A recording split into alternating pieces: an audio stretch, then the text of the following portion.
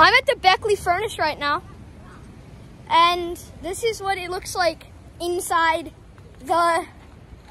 this like little kind of cave thingy. Look up. It looks really cool, and it's kind of echoing in here. See? And then there's more sides, like over here.